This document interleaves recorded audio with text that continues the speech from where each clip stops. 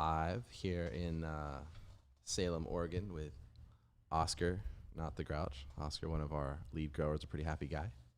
So what's going on, man? How we doing? Good to see Welcome you to back the, me. well, Welcome he's to been on the Oregon. team for a while. So you're up here in Oregon growing at the farm. How long have you been growing cannabis in general? So I've been involved in the industry for a little over 5 years now, growing. I also have some extensive knowledge in the lab testing side, hence the potency instruments we have here.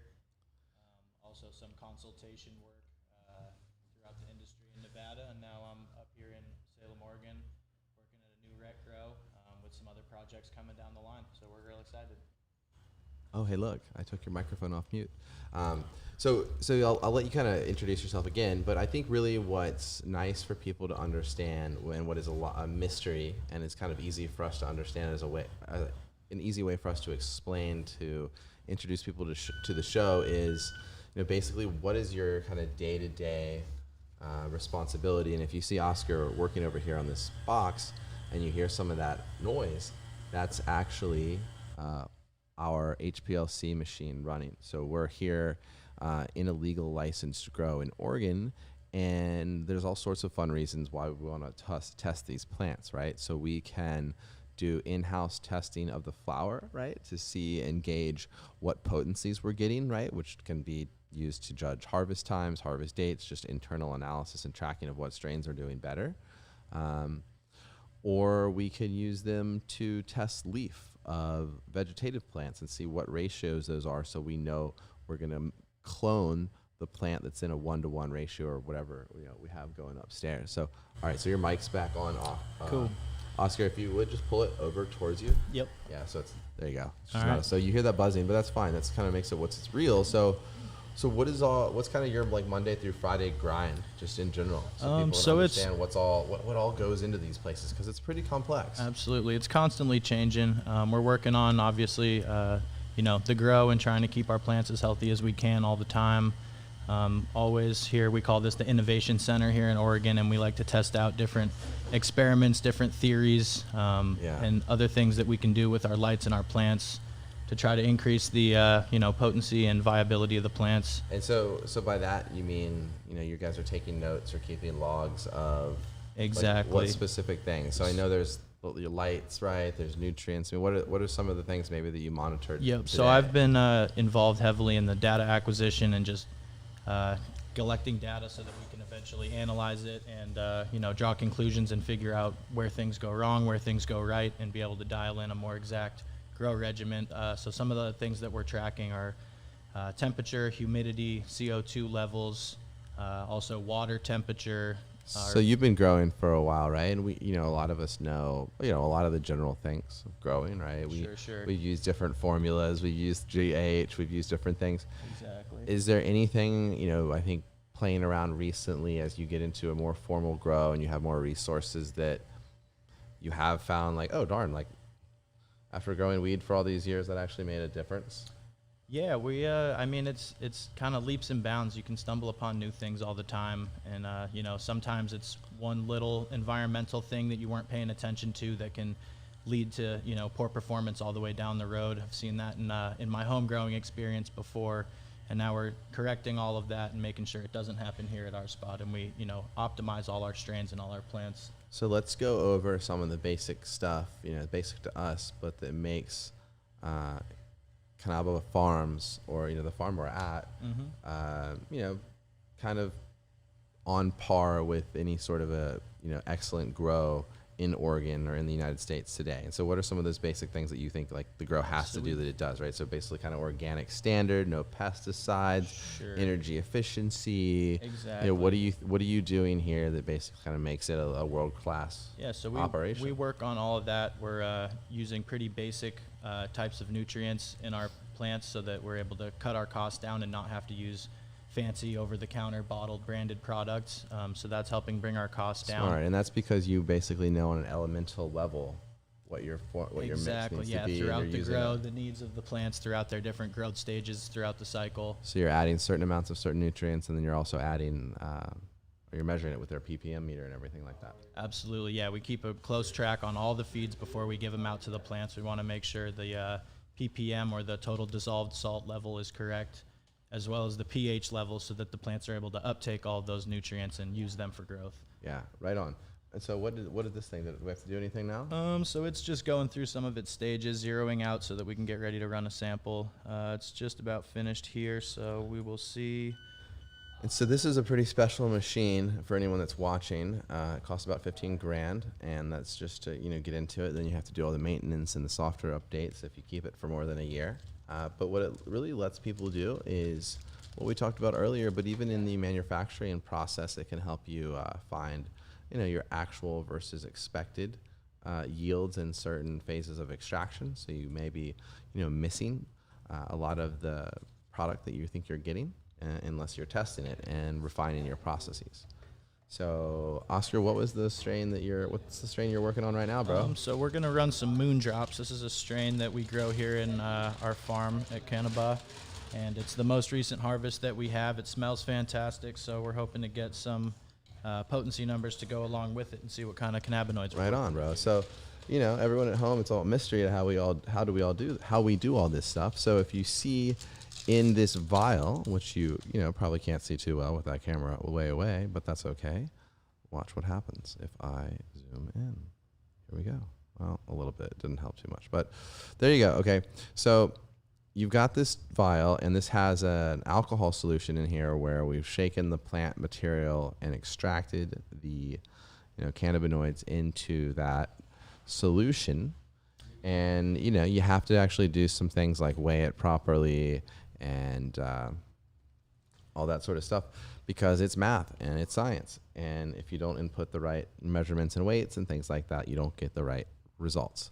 And so here we are, and Oscar is... Yep, so here now I'm injecting the sample straight into our HPLC so that it can separate and read out the cannabinoids that we've got. Another good thing this machine is used for, right, is making sure that people are honest.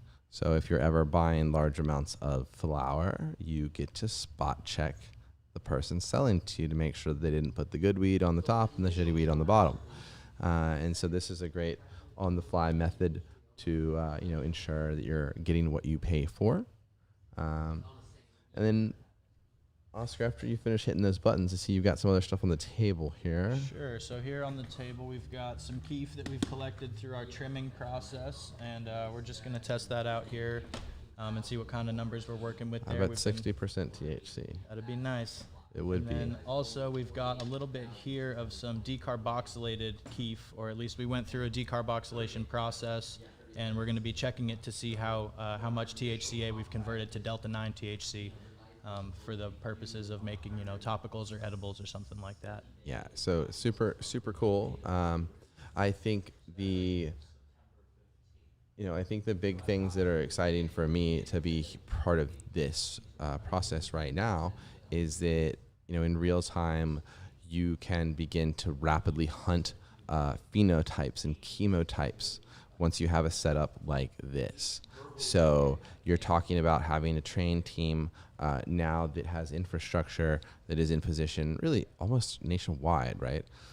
Through Jen's lighting deals, right? All of his technology in different places. So you have that. You have a back end here which can rapidly hunt and identify new strains, has relationships with both East Coast and West Coast growers. So we have access to the dopest of cuts, which can then come in here and be analyzed not just by sight and growing and smoking and test that flower, but we are testing those strains early on to see what ratios we want to grow and all that sort of good stuff.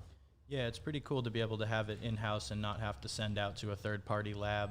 It's one, convenient, and a little cheaper for us to do it in-house after the initial investment, of course.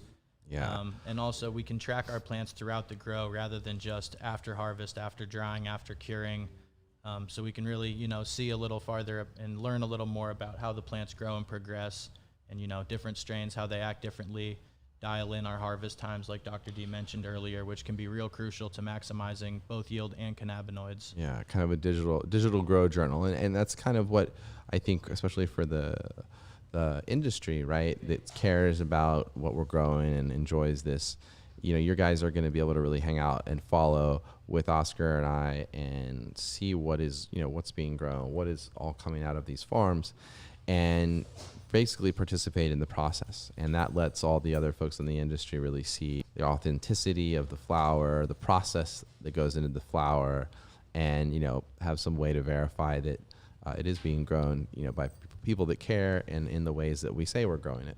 And that can really only be done when you're, always able to invite people into your house and have them over to chat and talk. And I think that's something that, here locally, whether it's from dialing the dial-in number, right, which you can see up at the upper right-hand corner or left-hand corner of your screen, or by chatting with us through Facebook, or even coming over to the grow if you're local, it just builds a very easy way for everyone to keep track of each other and keep, things tight in the industry, even if we are, traveling. And I know a lot of my friends down in Los Angeles and Las Vegas, and then on the East Coast in Virginia and Florida, they all watch this, and they also, are participants in it. Mm-hmm. So it's cool to be part of the team, bro.